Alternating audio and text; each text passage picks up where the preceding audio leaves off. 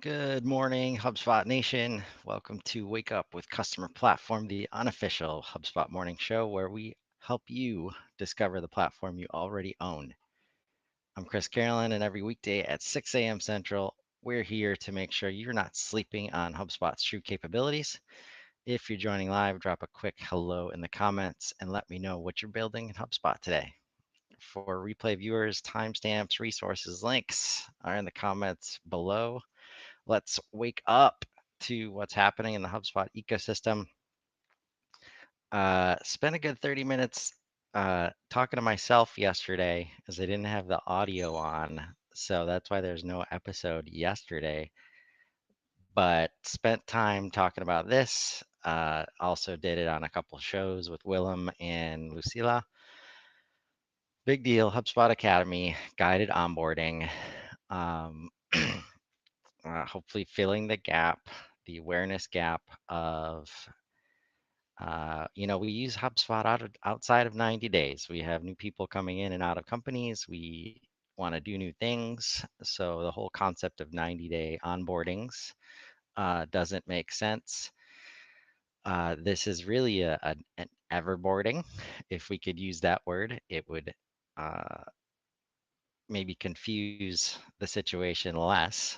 Because a lot of the challenge we have right now in the ecosystem is what does onboarding even mean? And the fact that you can buy into this whenever, even if you've already completed your 90-day onboarding, is why everboarding makes sense, but nobody knows what everboarding means. So we have to tie it to something like guided onboarding. But what it is, some boot camp tracks that you get to participate in, CRM, Sales Hub, Marketing Hub, Essentials, right? So really, I look at this as um, an awareness play to help people keep up, uh,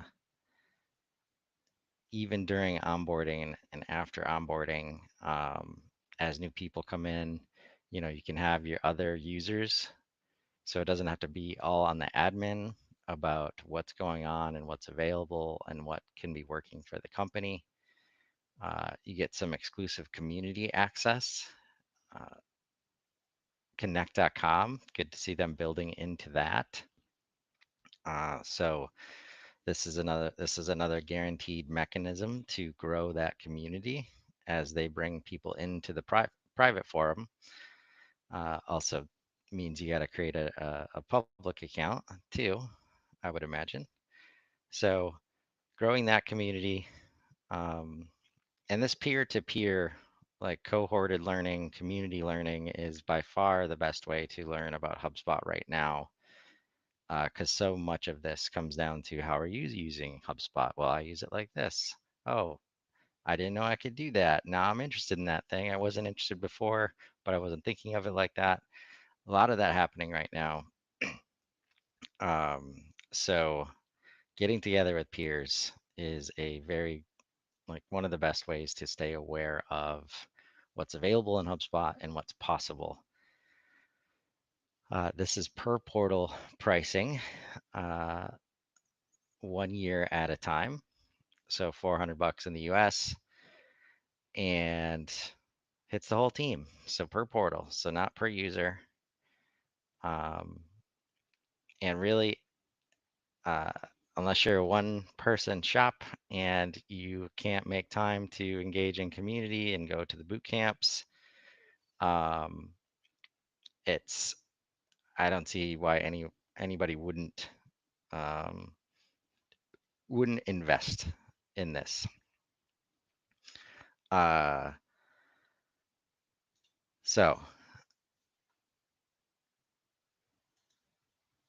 just for perspective, though, let's look at our other options, right? And there's a lot of interesting conversation happening around like, does this make it competitive?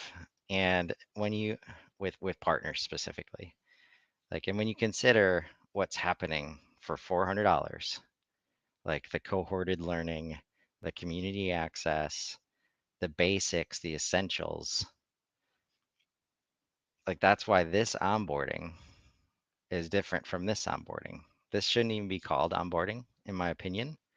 Do it for you onboarding is actually impossible, in my opinion, because your team needs to be using HubSpot. I cannot use HubSpot on behalf of your salesperson who's doing outreach as much as you want to think that you can outsource that at some point. Your team internally has to be using HubSpot, and that's what onboarding is. If I'm onboarding and I'm adopting HubSpot, right? I cannot do that for you. I cannot, right? And it makes sense because down here you have the definition, which includes implement. It does not say onboarding. Um, so yeah, I can implement for you. I can build stuff for you. I can even maintain and manage for you. But when it comes to daily use of HubSpot, that is your team, your users, they have to onboard. Nobody can do it for them, right? And these costs, right? Like it's a different thing. And there should be no reason why you can't do both as an organization. Anybody who's engaged as a partner should welcome this with open arms because now you're not spending time showing them where the product updates page is or how to access the support chat or how to click this button or that button. If that's what you're worried about, then you need to find a way to create more value. Um, and and if you're charging this much to do this kind of stuff, then shame on you. And you know, the onboarding crisis that we have right now, this lack of information, this lack of awareness as to what HubSpot is and what it can do, and this endless focus on marketing and sales only. Meanwhile, there's a whole rest of the platform that could be providing value to people, right? We've got to solve for that, and HubSpot's got to solve for that. Their responsibility is product awareness. Partner responsibility is application awareness. How do you use the product for your business, for your use case? That's what HubSpot cannot do. And that's why I recommend most every HubSpot customer and instance, no matter how many people you have internally, partners are valuable because they run into use cases every day. They understand more than anybody else how the system can be used in various ways. So there's still a very good strategic reason to invest in a partner, but it's not exclusive of this stuff, right? So I think this will actually be one of the best pipelines ever for people that did not want to commit to these large dollar amounts during the sales process. But then when they get in these cohorted learning situations, these community learning situations, they get comfortable and they trust what HubSpot can do for their company. And then they see other people who are working with partners. That will be one of the best ways to get buy-in for a true partner relationship that can actually help them and is not just trying to make money and not just trying to get it done in 90 days. Because that stuff's not working anymore. Um, and we gotta provide options. We gotta create situations where it's not a bunch of money when we just get out of the 90 days and I gotta hire somebody new. And I come back to whoever was on board. Nope, sorry, you're outside the 90 days. Oh, you want to learn about invoices? Oh, sorry, the scope was marketing and sales only. So that's going to be extra, right? All those little gaps that exist right now, this is one of the ways it will be solved. I bet this will grow and evolve, but the infrastructure required to pull this off, like I'm so happy to see it, right? So definitely check that out if you're a user right now. Um, and you think it's valuable, anybody could go add it to their portal, 400 bucks, and then start sending new users. Like it's just it's a great way to build training muscles for organizations that don't, right?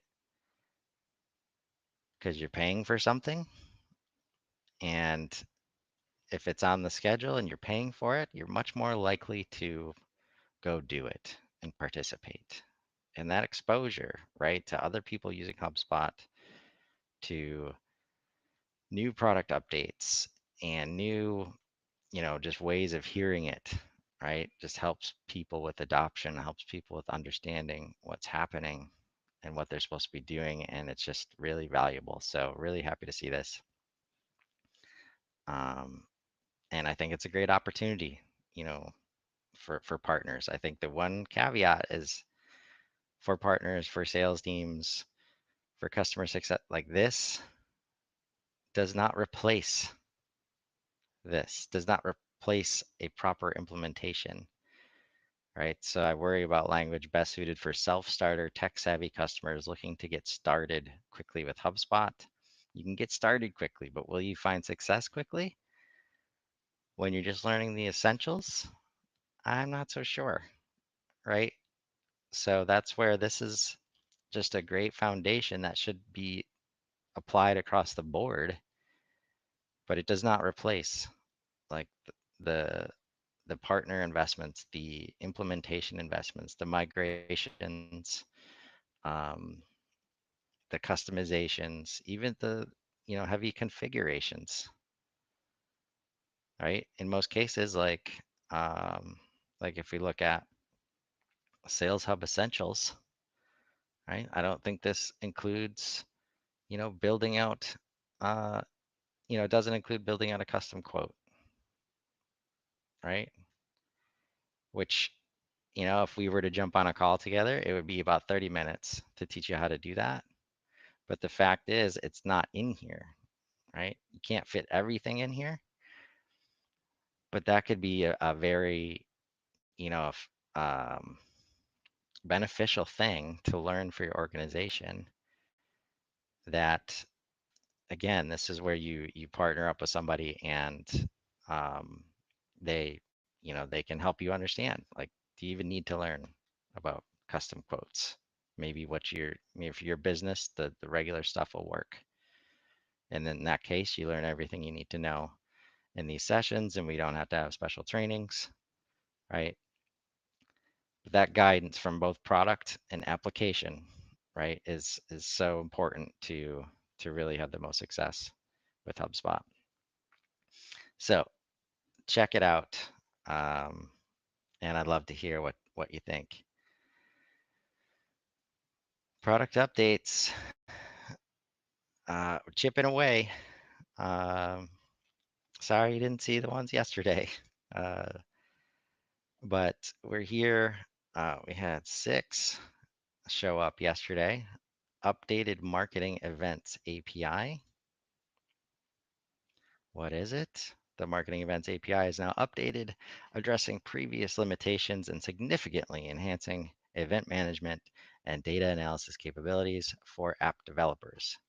This update enables access to all marketing events via the API, regardless of their creation source, allowing for comprehensive event management and analysis. Why does it matter? Previously, the API's functionality used 2 primary identifiers: external event ID, representing the event ID within a specific application, and external account ID, representing the account ID within a specific application. Each application was limited to interacting only with the marketing events it has created, restricting cross-app event management capabilities. Additionally, events created directly from the UI with manually imported participants lacked the external event ID and external account ID fields.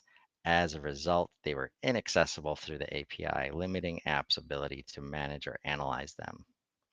Now, the API provides access to all marketing events, irrespective of their creation source. Additionally, new and enhanced endpoints now support the retrieval, analysis, and management of all marketing events and adding participants using the object ID. This means developers can now develop apps that gather and analyze data across all events so customers can produce detailed attribution reports, calculate ROI, and segment context seamlessly. How does it work? The API now provides access to all marketing events no matter their creation source by allowing apps to retrieve and interact with marketing events created by other applications.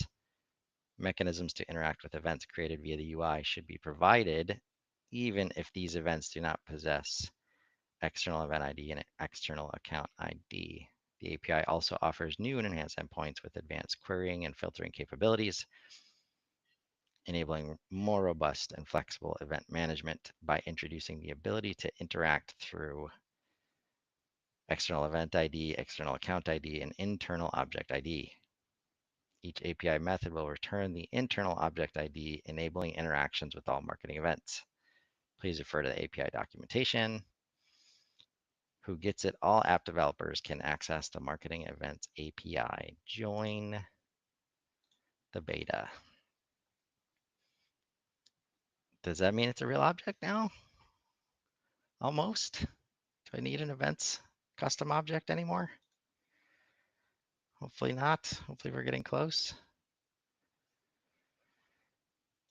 Negative score rules and lead scoring. What is it? Negative score rules allow you to assign negative points to your lead scores.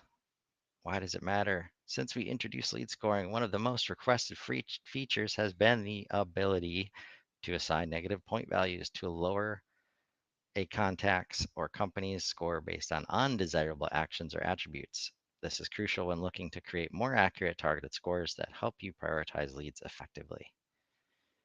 For example, a contact may have a high engagement score due to frequent interaction with your marketing content. But if they recently unsubscribed from your newsletter, you'll want that action reflected in their score. Similarly, a contact might have a strong fit score based on company size and role, but if they're located in a region where your company doesn't operate, that factor should be accounted for in their fit score.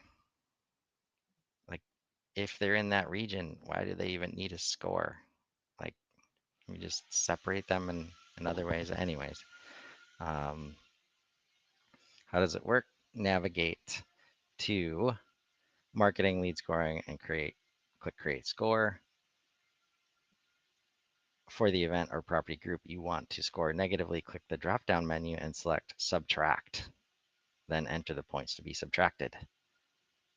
Group limits. You can set a limit for any group that includes both positive and negative rules. For example, if you apply a 20-point limit to a group, no more than 20 points will be added or subtracted, even if the rules within that group vary. Minimum, the lowest possible score is 0, meaning the overall score cannot drop below 0, regardless of how many negative rules are applied. I like it. Who gets it? Marketing Pro, Marketing Enterprise. Join that.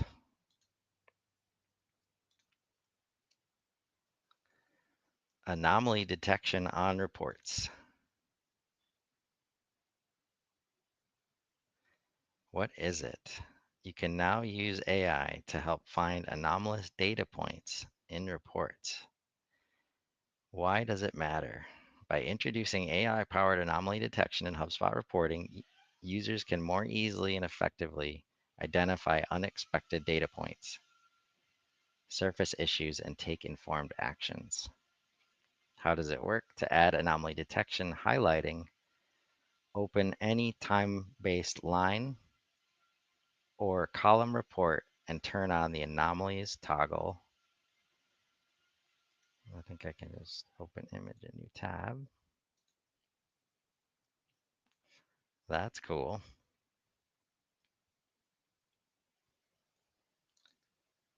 This will add a visual range for anomaly detection and highlight any points that may be anomalies. This can be added in the report viewer, the single object report builder, and the custom report builder. The visual range and anomalies are determined by HubSpot's AI model, which considers all data within the current report. After adding anomaly detection to your report, be sure to click Save to ensure it remains on your port. Who gets it? Professional customer platform, enterprise customer platform. With great power comes great responsibility.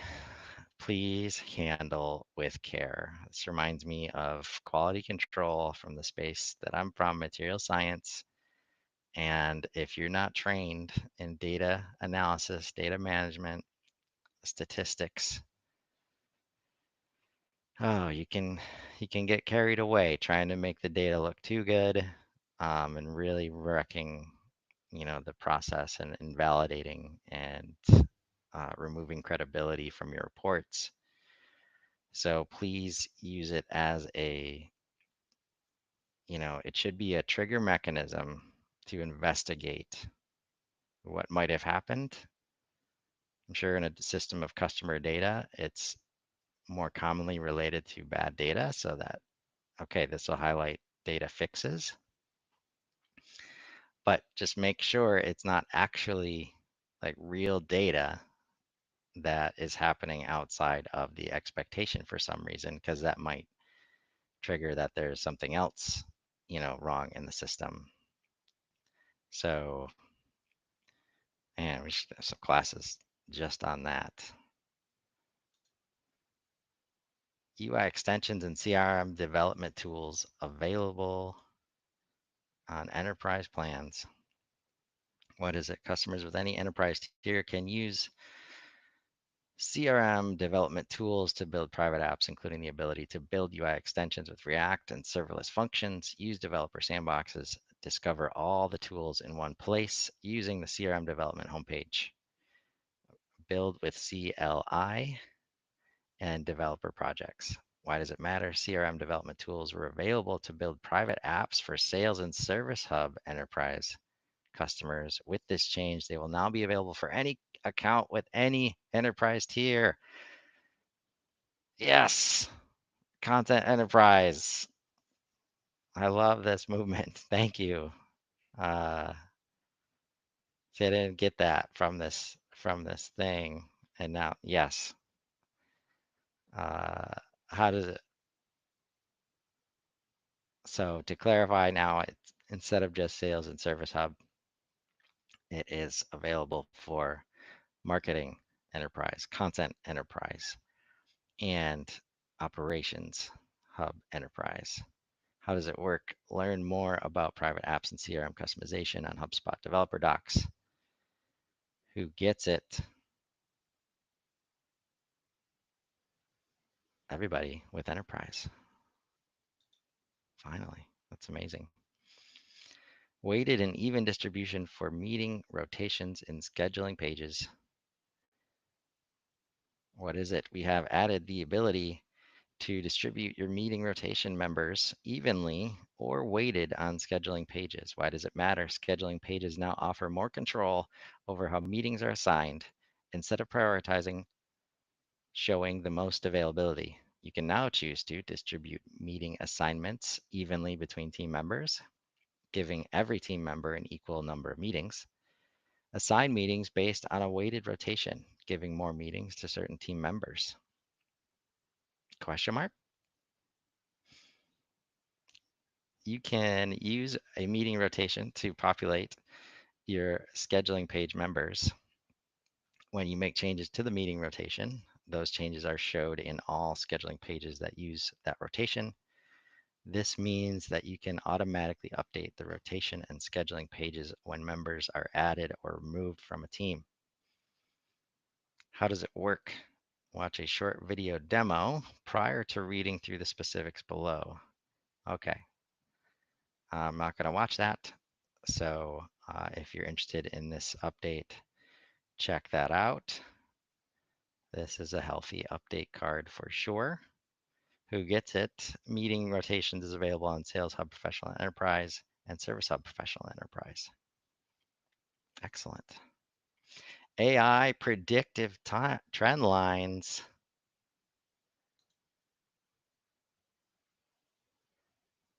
What is it? You can now leverage AI to forecast future data trends in your reports. Why does it matter? Everybody loves forecasting. That's why it matters. AI-driven predictions in reporting enhance decision-making by making it easier to identify trends and forecast outcomes within your workflow. How does it work? To add a predictive trend line, open any time-based line graph report and select predictive from the Trends drop-down menu. This will add a new prediction trend line extending about 20% past the currently filtered data range, also known as extrapolation of the data. This drop-down menu can be found in the report viewer, single object report builder, and custom report builder. This prediction includes a best guess and upper and lower bound determined by HubSpot's AI model. The model considers the data within your report for the prediction. So including more data can help, could also hurt if you're manufacturing data, to increase the accuracy. After adding, oh man, gonna have to get into words like accuracy and precision and bias. It's coming. After adding, be sure to click Save to ensure the new trend line remains on your report. Who gets it? Professional customer platform, enterprise customer platform. This is a great update, and I'm interested. So you have trends, predictive, and anomalies. Again, really powerful things when you add these two together. Just take care, and it should allow for a lot of experimentation, right? Even without anomaly detections, being able to, I wonder if it'll be easy or if you can easily like hide a data point, just to see, just to play with this. I really want to play with this now. Moving on, include shipping addresses on invoices. It is live. What is it? Merchants will have the ability to add shipping address to Commerce Hub invoices. This option is currently available to users enrolled in HubSpot Payments or Stripe. Uh, got to talk to Tina, the product manager, about this. Really exciting if you're on that side, if you care about Commerce Hub and you're managing anything related to invoices. Why does it matter? Invoices for customers that you ship stuff to, obviously. For accurate delivery and record keeping, merchants may need to include a customer's shipping address on the invoice. That's very true. How does it work? This feature is available to merchants who are enrolled in HubSpot Payments or Stripe. When creating a new invoice, users will see the option to add shipping address on the invoice. The shipping address can be later edited or deleted if needed. When a shipping address is added to an invoice, the option to collect shipping address from the customer at checkout will be disabled. Who gets it? Commerce Hub. Um, Note that when you do this stuff, so it still exists in the kind of the old infrastructure where, unfortunately, if you have the shipping address anywhere else on the record, it's not going to bring it in, right? It's just bringing a billing address from the associated company. Uh, One thing I hope to see from the team or from the cash flow implementation is that addresses and management of them for commerce purposes get significantly better, and we stop having 8 different objects with 8 separate address uh, fields and properties sets on them. Can get cumbersome to manage, and that's why people aren't managing their company records very well right now. Update to behavior on preference page for subscription types with a not specified status. This is a new one. Product update was not found. All right. Just kidding. Campaigns ROI. All right. Not found. Uh-oh. There we go. What's up with those two? Maybe because they've shown up on this new to me page a few times in the last week. I don't know. Workflow enrollment anomalies identified by HubSpot AI. What is it? HubSpot now automatically detects unusual changes to workflow enrollment rates using AI, and customers can choose to receive notifications if enrollment rates change for particular workflows. Why does it matter? Fluctuating enrollment rates can sometimes be a sign that a workflow needs immediate attention. Until now, in order for customers to get notified of sudden dips or spikes in workflow enrollment, they've needed to make manual calculations when configuring notification settings. Now, with AI-powered workflow enrollment change notifications, this is live, it's not a beta. Customers can take the guesswork out of getting notified about changes that impact their business. Simply enable the feature within workflows, configure your notification settings, and let HubSpot AI do all of the work to let you know what's going on. Very cool. Who gets it? Enterprise customer platform, marketing enterprise, ops enterprise, sales enterprise, service enterprise. So you say this as if content enterprise gets it. Or no, I guess this means you have everything, right? But we're still leaving. That's why we had to list these out, because we're leaving out Content Hub Enterprise because we don't have access to workflows. That's our updates for the day. We're getting closer here. Um, let's check out scheduled for release. I'm guessing recommended is still the same. If anybody knows how to get that off of there, let me know. Scheduled for release uh, today on summarized data set in report viewer, which started up on September 4th. What is it? You can now easily see the unsummarized data set behind your reports from within the report viewer. This view is responsive to your filters and makes it simple to see all the record level data within your report without needing to edit or export. All hubs and tiers get it. Skill-based ticket routing first showed up last month on October 22nd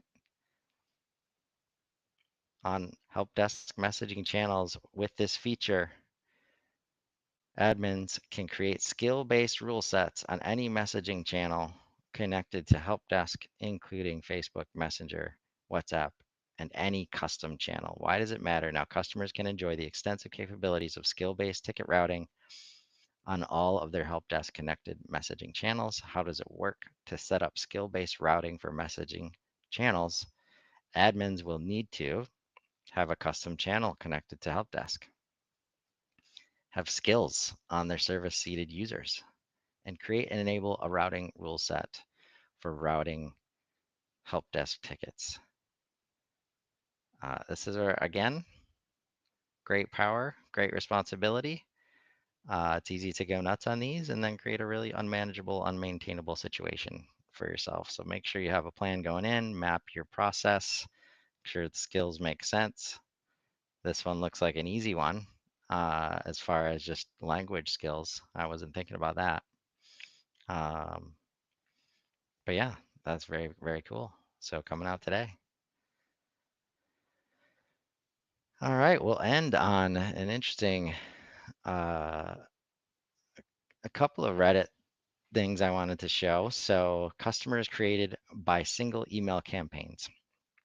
And this is where, like, no matter how much I don't enjoy the uh, the marketing DNA of the HubSpot ecosystem, making it hard to learn about anything else on the platform because everybody's focused on marketing tools, we still have a ton of people who are seeing HubSpot for the first time, getting introduced to the Marketing Hub for the first time, and we still have simple questions. You know, it brings us back to the onboarding earlier. How do I create a report that tells me who became a customer linked to a single email? For example, I am emailing all of my existing customers, and I'd like to know which ones take action from my email and rebook. Thanks for your help. Let's see. Uh, yep, here we go. That's a great first question. Need some clarification. What do you mean by became a customer if you're emailing customers? Is rebooking setting up a meeting, purchasing a product, something else? Great questions. Lizzie B says, normally if they have completed, say, a form, then that would trigger a deal at the start stage.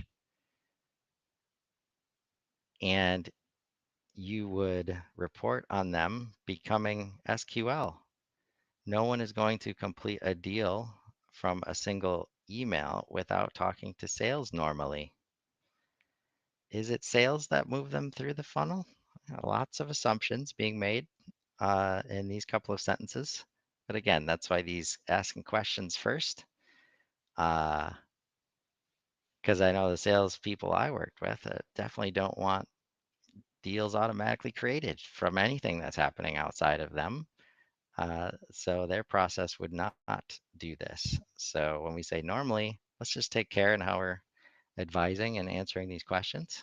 Um, but I just wanted to share that as like, there's still a need for, you know, let's say marketing hub essentials here, right? I would expect something like that to, be any of these. I could actually see that.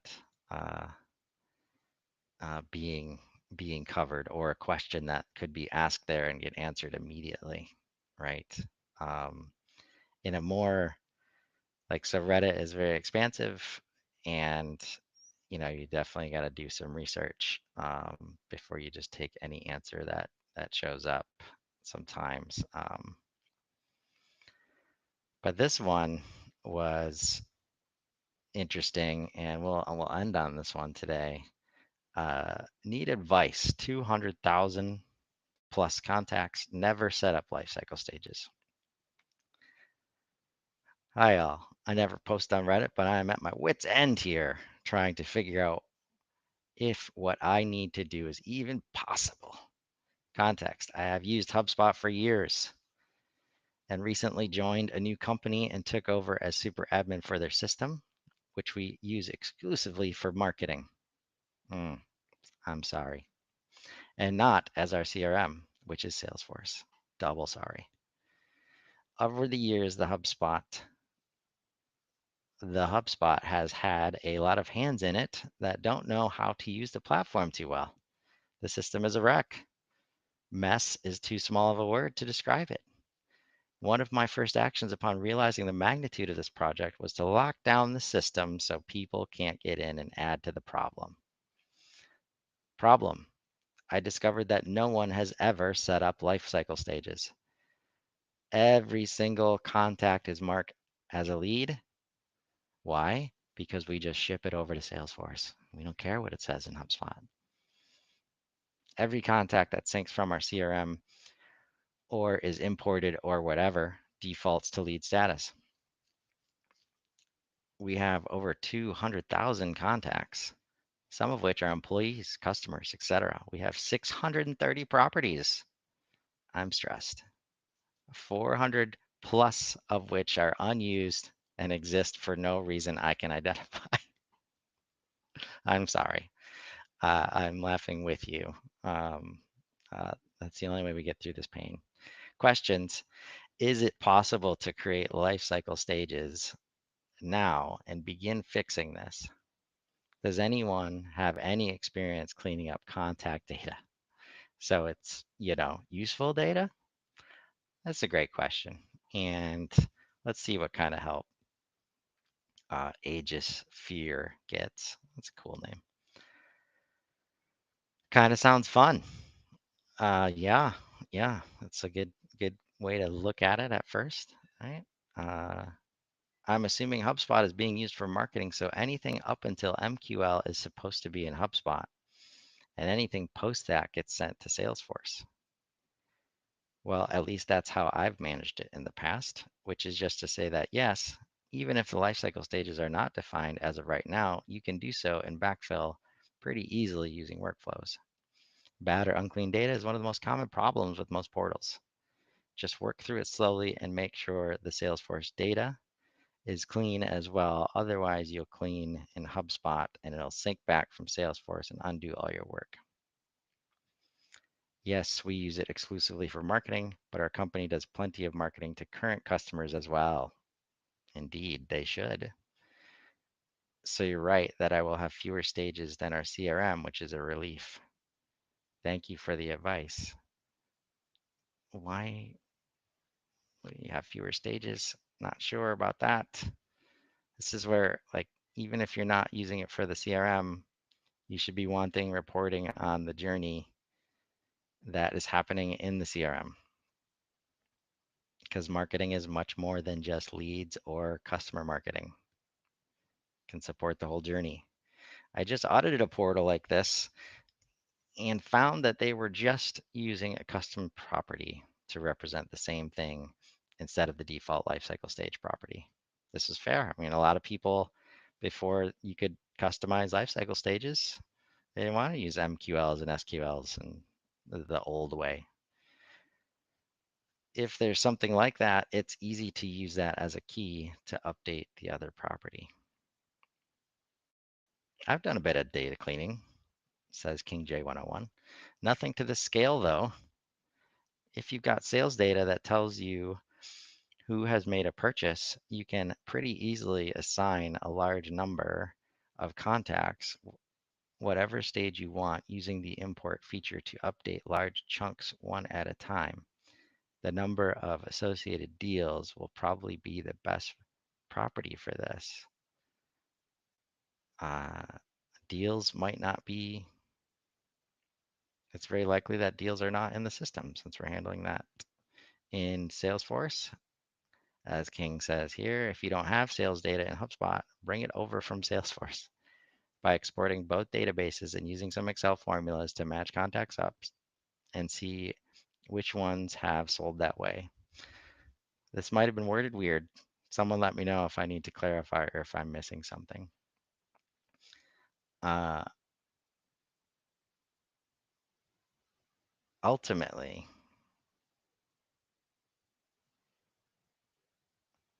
lots of questions.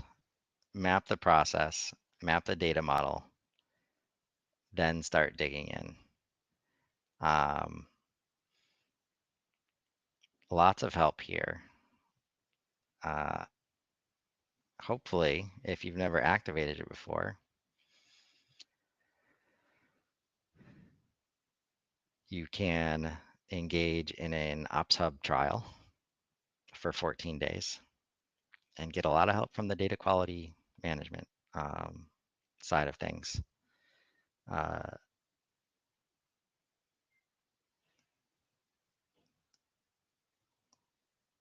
just know that you're going to have to understand the data model and the process map before you do that. Although if you've got 400 properties that you just want to get rid of, um, it becomes highlighted for you real well. And there's tools in the Ops Hub data management area to help you do that. That's our show for today. Remember, you probably already own the solution you're looking for in HubSpot. You just need to wake up to it. Join us tomorrow morning. Join us Monday morning. Probably not going to be up Saturday, at least not on LinkedIn Live at 6 a.m. So Monday at 6 a.m. as we continue exploring the platform value hiding in plain sight. If this was helpful, share it with another HubSpot user who needs this wake-up call. Drop your biggest takeaway in the comments and let me know what platform capabilities you want to wake up to next. I'm Chris Carolan, and this has been Wake Up with Customer Platform. Now go build something amazing. Have a great weekend, everybody.